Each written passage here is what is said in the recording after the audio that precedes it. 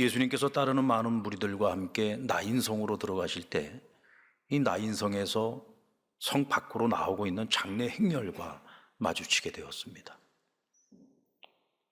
아마도 누가 보더라도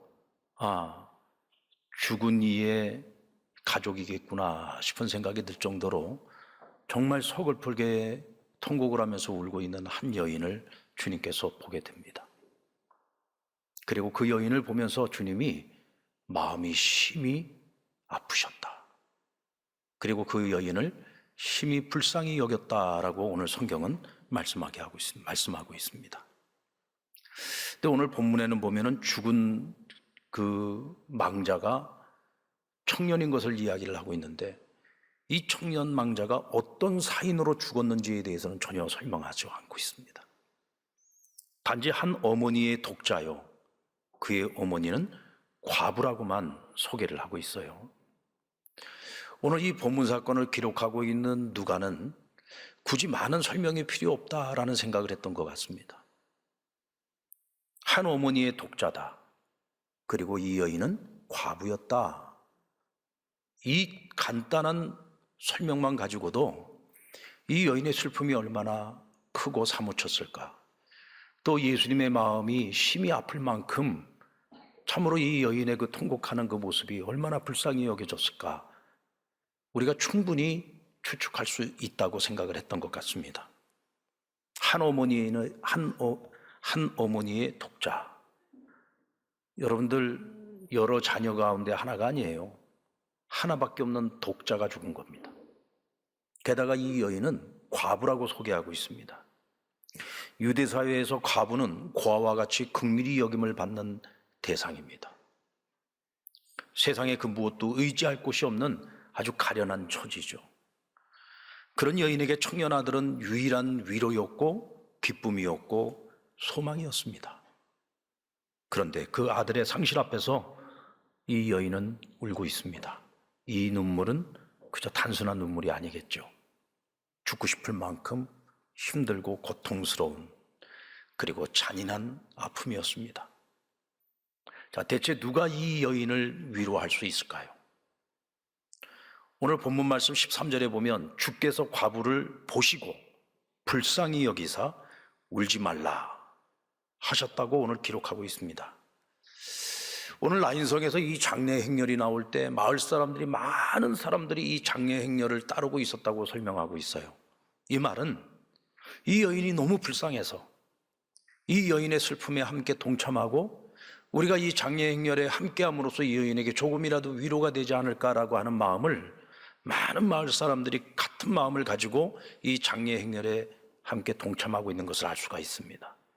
그런데 여러분, 아무리 많은 사람들이 함께하고 있다 할지라도, 아무리 많은 사람들이 이 여인을 위로하고 싶다고 할지라도 과연 이 여인이 얼마만큼 위로를 받을 수 있을까요?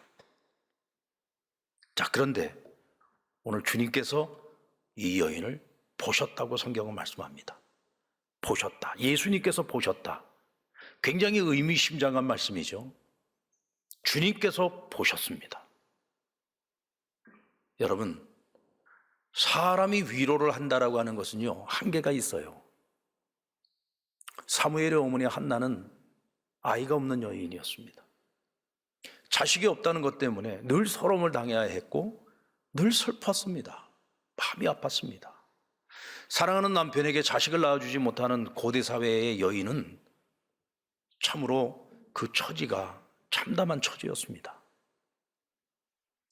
그런 아내를 보면서 그의 남편 엘가나는 어떻게든 위로를 하고 싶었어요. 왜냐하면 너무나 사랑하는 아내였기 때문에. 그래서 사무엘상 1장 8절에 보면 한나여 어찌하여 울며 어찌하여 먹지 아니하며 어찌하여 그대의 마음이 슬프냐 내가 그대에게 10 아들보다 낫지 아니하냐 하고 이 여인을 위로했습니다. 바꿔서 말하면 이런 거죠. 여보, 너무 슬퍼하지 마. 자식 안 낳아줘도 괜찮아. 나한테 당신 하나면 충분해. 이런 뜻입니다. 난 당신이 슬퍼하는 게 보고 있는 것만으로도 너무 힘들어. 내 사랑 하나로 만족할 수는 없어. 10 아들보다 내가 낫잖아 라고 위로하고 있는 거죠. 그저 해보는 위로가 아닙니다. 진심을 담아서 한 위로였어요. 너무나도 사랑하는 아내였기 때문에 정말 이 말에 위로받기를 원했습니다. 근데 성경에 보면은 한나가 남편의 말을 듣고 위로받았다는 말이 없어요. 전혀 위로가 안 되는 겁니다. 어쩌면 그 말을 들으면서 더 마음이 아팠을지도 몰라요. 나를 이렇게까지 사랑해주는 내 남편에게 내가 자식을 낳아주지 못한다는 거, 이게 어떻게 보면은 더 마음이 부담스럽고 더 힘들었을지도 모릅니다. 그런데 여러분, 한나의 눈물은 사람 앞에서 흘리는 눈물이 아니라 하나님 앞에서 흘리는 눈물이었습니다. 하나님 앞에서 날마다 통곡하면서 자신의 처지를 하나님 앞에 고백하면서 하나님께 도움을 구했어요.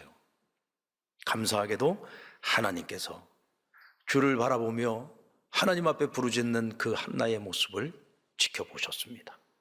그 모습을 주목해 주셨습니다. 할렐루야. 하나님께서 보신다는 것은 바로 이런 의미입니다. 하나님께서 보시면 불쌍히 여기는 것으로 끝나지 않습니다. 예수님께서 이 여인을 바라보시면서 불쌍히 여길 때 예수님께서 이 여인에게 얼마나 큰 위로자가 될지, 예수님만이 이 여인에게 참 위로자가 될 수 있다라고 하는 것을 오늘 암시하고 있는 것이죠. 여러분, 하나님은 우리가 겪고 있는 아픔을 다 보고 계십니다. 다 알고 계십니다. 우리가 이러고 저러고 하나님 앞에 내가 가지고 있는 어려움, 연약함들을 다 낱낱이 구하지 않아도 하나님이 이미 내가 당하고 있는 모든 어려운 현실을 다 보고 계시고 우리가 무엇 때문에 아파하고 힘들어하고 있는지 다 알고 계십니다. 출애굽기 3장 7절 말씀에 보면은 여호와께서 이르시되 내가 애굽에 있는 내 백성의 고통을 분명히 보고 그들의 감독자로 말미암아 부르짖음을 듣고 그 근심을 알았노라 말씀하고 있습니다.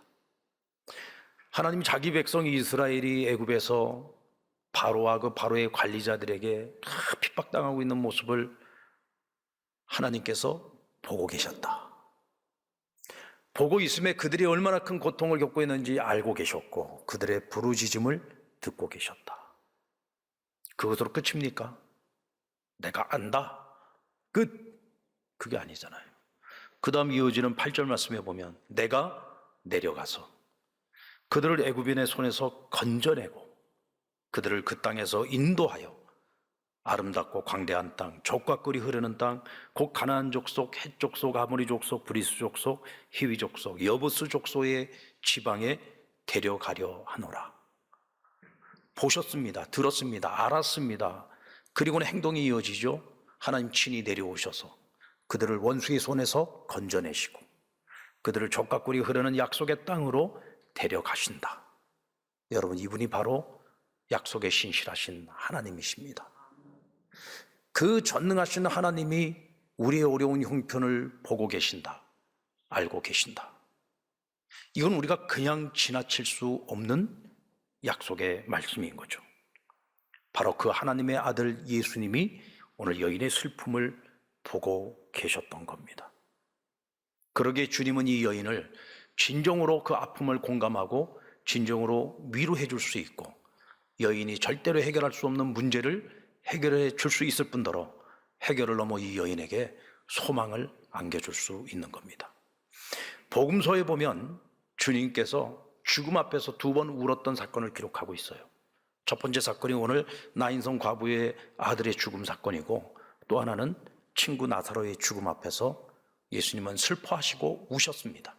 근데 항상 예수님께서 우시고 난 다음에는 기적이 일어납니다. 오늘 나인성 과부의 아들도 소생의 역사가 일어났고 오늘 친구 나사로도 죽음 가운데서 다시 소생하는 사건이 일어났습니다. 기적이 일어난 것이죠. 여러분, 주님이 보시고 주님이 우셨습니다. 그러면 반드시 기적이 일어납니다. 오늘 우리가 감당할 수 없는 아픔과 슬픔이 우리 인생에 밀려왔을 때 여러분, 환경을 보지 마시고 주어진 상황을 보지 마시고 나를 주목하고 계신 주님을 바라보십시오. 그러면서 우리는 주님과 내 시선이 마주쳐야 됩니다. 아, 주님이 나를 보고 계셨구나. 나는 홀로 이 고통을 겪고 있다고 생각했는데 아니었구나. 주님이 나를 보고 계셨구나. 내 모든 고통과 아픔을 다 알고 계셨구나. 여러분, 주님이 아시고 계신다는 그것만으로도 위로가 되지 않습니까? 근데 그것으로 끝나지 않는다니까요. 주께서 우리로 하여금 그 문제를 극복하게 하든지 문제를 해결을 해 주시든지 아니면 내가 감당해야 될 고통이라면 그것을 감당해낼 수 있게 하시든지 도저히 살 수 없을 것 같지만 우리로 하여금 살아내게 하시든지 하나님 책임지신다는 겁니다. 이것이 바로 하나님이 우리를 보시는 겁니다. 날 보고 계신 주님을 바라보면서 여러분 시선이 마주칠 수 있는 저와 여러분 되기를 주의 이름으로 축원합니다. 주님께서 여인을 향해서 울지 말라고 말씀하셨습니다. 여러분, 이 여인과 같은 이런 고통 가운데 있는 사람에게 울지 마라? 과연 누가 이런 말을 할 수 있을까요? 만약에 우리 성도 중에 누가 이런 똑같은 고통을 겪고 있을 때 제가 찾아가서 울지 마세요. 믿는 사람이 울면 안 됩니다. 이러고 제가 얘기를 하면 아마 그래도 제가 목사니까 목사님 알겠습니다. 하지만 속으로는 그러지 않겠습니까? 지가 목사면 다야? 지가 목사면 다야? 어떻게 나한테 그런 말을 할 수 있어? 자기가 내 고통을 알아? 내 아픔을 알아? 그렇게 받아들일 수도 있지 않겠습니까? 사람이 사람을 위로한다라고 하는 게 그래서 쉽지 않은 겁니다. 내가 어떤 위치에 있든지 어떤 상황에 놓여 있든지 내가 누군가를 위로한다는 게 참 나는 위로한다고 하는 말이었지만 그 말이 누군가에게 상처가 될 수도 있잖아요. 그래서 우리가 할 수 있는 최선의 위로가 있다면 같이 슬퍼해주고 그냥 옆에 있어주고 또 이 슬픔을 극복하기까지 묵묵히 기다려주는 것. 사실 그것도 쉽지 않아요. 이 참 사람들이 입이 근질근질해가지고 뭐라도 말을 해야 위로가 된다고 자꾸 생각을 해요. 아닙니다.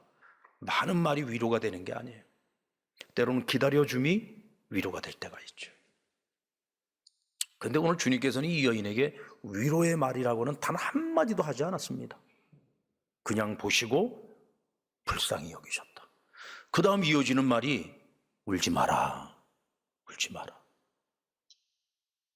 여러분, 주님이니까 하실 수 있는 말씀입니다. 괜히 이거 아무나 흉내냈다면 큰일 납니다. 목사라고 이거 흉내내면 안 돼요. 이건 주님만이 하실 수 있는 위로입니다. 왜 그렇습니까? 우리 주님께서는 모든 슬픔, 모든 아픔을 스스로 다 경험하신 분입니다. 하나님이 친히 인간의 몸으로 이 땅에 오셔서 가장 낮고 천한 곳에서 인간이 겪을 수 있는 모든 고통과 아픔과 상처와 괴로움과 모든 것들을 홀로 다 감당해 보셨습니다. 그래서 사람들이 울고 있을 때 운다고 혼을 내는 것이 아닙니다. 나도 너의 그 울음만큼이나 큰 고통과 아픔과 상처를 나도 다 겪어봤어.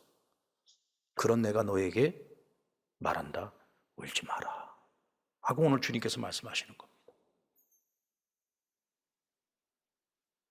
주님께서는 스스로가 이 땅에 오셔서 우리의 모든 죄를 담당하시고 십자가에 달려 죽으시고 장사된 지 사흘 만에 부활하여 주셨습니다.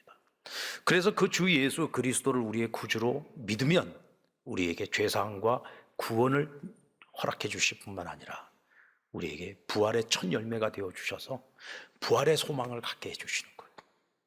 그래서 우리 믿는 자들에게는 천국의 소망이 있지 않습니까? 부활의 소망이 있는 것입니다.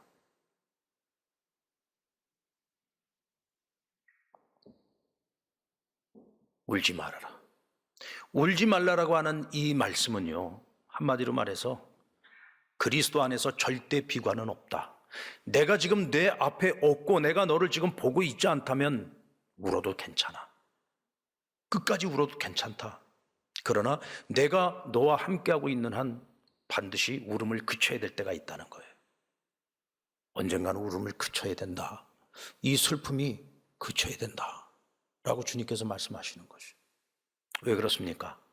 주님이 함께하는 한, 우리가 그 주님을 믿고 살아가는 한 우리에게는 천국의 소망이 있고 부활의 소망이 있기 때문입니다. 주님께서 죽은 청년의 관 옆으로 가시더니 손을 대시고 말씀하십니다. 청년아, 일어나라. 그랬더니 언제 죽었냐는 듯 이 청년이 관에서 벌떡 일어나 앉았습니다. 그리고 말하였다고 했습니다. 이 청년의 손을 붙들고 어머니에게 죽었던 아들을 살려서 살아있는 아들을 어미의 손에 인계합니다. 여러분, 이렇게 하실 수 있는 분은 주님밖에 없습니다. 그러게 오늘 주님께서 이 여인에게 울지 말라고 말씀하실 수 있었던 거죠. 만약 우리가 사랑하는 사람을 먼저 보냈을 때 우리가 더 이상 울지 말아야 될 이유가 있다면 오직 한 가지 이유입니다. 죽음이 끝이 아니라 오늘 예수 그리스도를 구주로 믿는 저와 여러분에게는 부활의 소망이 있기 때문입니다. 죽어야만 갈 수 있는 영원한 하나님의 나라, 하나님의 천국이 우리 앞에 있기 때문입니다. 바울은 늘 하루라도 빨리 천국에 가고 싶어 했습니다. 왜냐하면 그는 삼층천을 경험했기 때문이죠. 하나님 나라가 어떤 곳인지를 그는 보았습니다. 그러고 나니까 더 이상 이 땅에 소망이 없어졌습니다. 하늘의 소망을 두고 살아갑니다.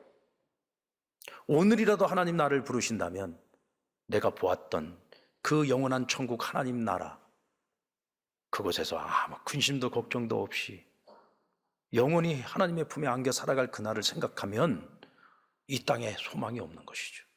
그래서 늘 바울은 하루라도 빨리 내가 하나님께로 갈 수 있다면, 그러나 내가 여기 있어야 되는 이유가 있는데 그것은 오직 복음을 위하여, 아직도 복음을 모르는 수많은 사람들에게 복음 전할 사명이 있기에, 이것이 늘 바울의 고백이었습니다. 근데 여러분, 오늘 바울의 이 고백이 바울만의 고백이어야 하느냐? 아니죠. 오늘 저와 여러분의 고백이 되어야 합니다.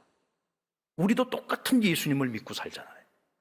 똑같이 우리는 예수님을 구주로 믿고 살고 있고 예수님께서 우리에게 열어주신 영원한 하나님의 나라 천국을 바라보면서 살아가지 않습니까? 부활의 소망을 가지고 살아가는 사람들이지 않습니까? 그러기에 우리가 때로는 사랑하는 사람이 죽어가고 있을 때 우리는 그들을 살려달라고 기도합니다. 하나님이 살리시기도 하고 데려가시기도 합니다. 죽은 자식을 살려달라고 기도하는 부모는 아마 이 땅에 거의 없을 겁니다. 오늘 이 여인도 예수님에게 죽은 자식 살려달라고 기도하지 않았습니다. 그저 슬피 울었을 뿐인데 주님께서 이 여인의 아들을 살려주신 것입니다. 죽든지 살든지.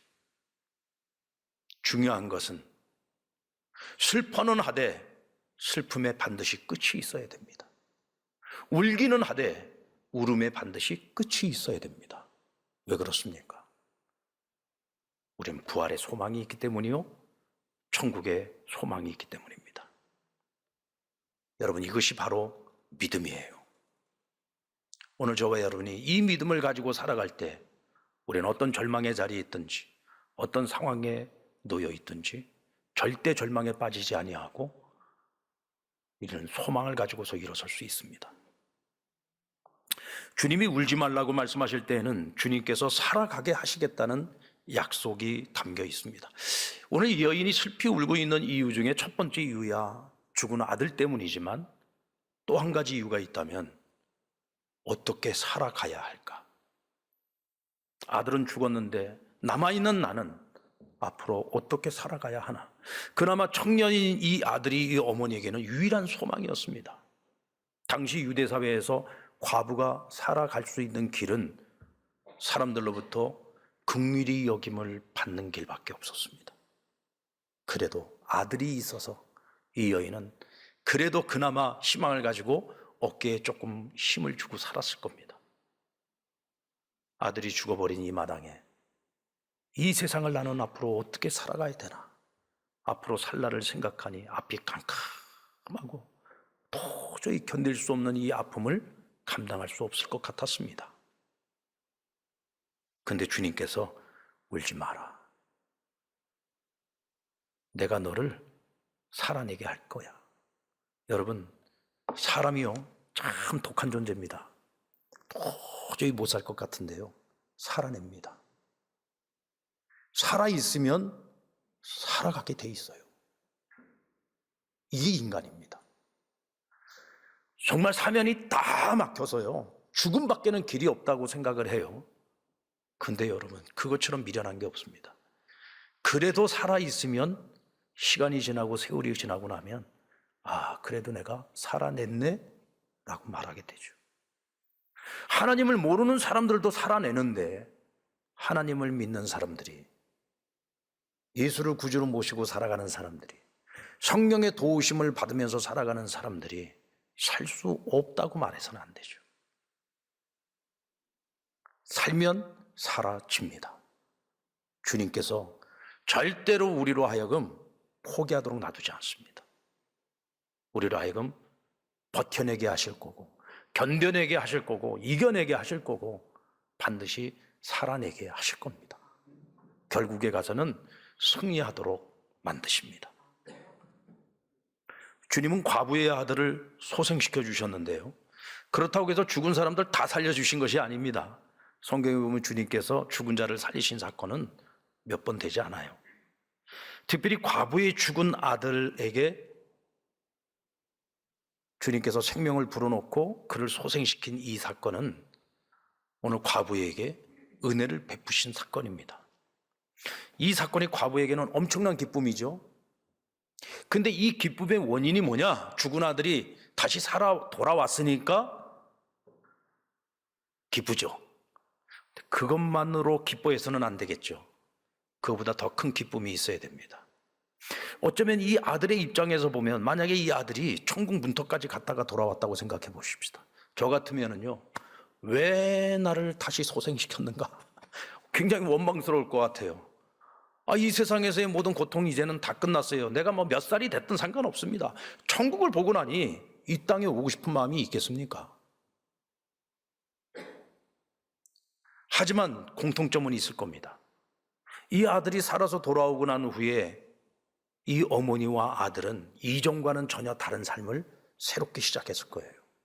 이전에는 늘 가난을 한탄하고 늘 자기 자신들을 바라보면서 낙심할 때도 많았고, 그저 세상에 우리 둘밖에 없다 생각하고 늘 자기 자신들만 보고 살았을 거예요. 그런데 주님의 은혜를 경험하고 나니 이제 그들의 삶은, 살아가는 인생의 목적이 바뀌었습니다. 하나님의 영광을 위한 삶. 이것이 오늘 예수님께서 이 아들을 소생시킨 근본적인 이유입니다. 16절로 17절 말씀해 보면, 모든 사람이 두려워하여 하나님께 영광을 돌려 이르되 큰 선지자가 우리 가운데 일어나셨다 하고, 또 하나님께서 자기 백성을 돌보셨다 하더라. 예수께 대한 이 소문이 온 유대와 사방에 두루 퍼지니라. 이 사건을 통해서 그 모습을 지켜봤던 모든 사람들이 하나님께 영광을 돌렸다 그랬어요. 오늘 이 아들을 살려내신 이유, 하나님께 영광을 돌리기 위한 것입니다. 이 아들에게도, 이 어머니에게도, 이 마을 사람들에게도 똑같은 이유입니다. 하나님께 영광을 돌리기 위함이다. 하나님께서 자기 백성을 돌보심을 그들로 하여금 깨닫게 하시기 위함이었습니다. 여러분, 오늘 저와 여러분이 인생을 살아가는 이유가 무엇입니까? 오늘 우리의 본분이 무엇입니까? 무엇을 위해서 우리가 살아갑니까? 인생에 항상 행복한 것만은 아니잖아요. 우리에게는 늘 슬픔도 있고 어려움도, 고통도, 괴로움도, 두려움도, 우리는 늘 그것을 가지고 살아갑니다. 왜냐하면 우리는 다 죄인들이라서 그렇습니다. 죄 아래서 살아가고 있는 우리들, 어쩔 수 없습니다. 피할 길이 없죠. 예수 믿는다고 이런 일들이 다 피해가는 것이 아닙니다. 여러분, 직장 생활이 만만합니까? 요즘 여러분들 직장 생활하면 난 너무 행복하다 하시는 분 손 들어보십시오. 직장 생활하면서 행복하다고 여기는 분들 아마 몇 명 없을 겁니다. 하루에도 12분 기분 나쁘고, 때로는 짜증나고, 때로는 때려치우고 싶고, 좀 쉬고 싶고, 그럴 때가 얼마나 많겠습니까? 그래도 그만두지 않잖아요. 버텨내잖아요. 왜요? 가족을 생각하니까. 꿈이 있으니까. 비전이 있으니까. 열심히 살아내죠. 다들 살아내더라고요. 우리가 그 시간들을 살아내면서 그 무거운 짐들을 지고 살아가는 동안에, 여러분, 그 무거운 짐조차도 하나님의 영광을 위해서 지시기 바랍니다. 어떤 아픔이 있어도 하나님의 영광을 위해서 아파하시기 바랍니다. 슬픔이 있어도 하나님의 영광을 위해서 슬퍼하시기 바랍니다. 그러면 하나님께서는 그 모든 것을 합력하여 선을 이루시고 저와 여러분들로부터 감사와 찬양과 경배를 받으실 겁니다. 여러분 삶이 힘드십니까? 어려우십니까? 뭐라고 감당할 수 없는 슬픔이 있습니까? 두려움이 있습니까? 나를 보고 계신 주님과 시선을 함께 하시기를 주의 이름으로 축원합니다.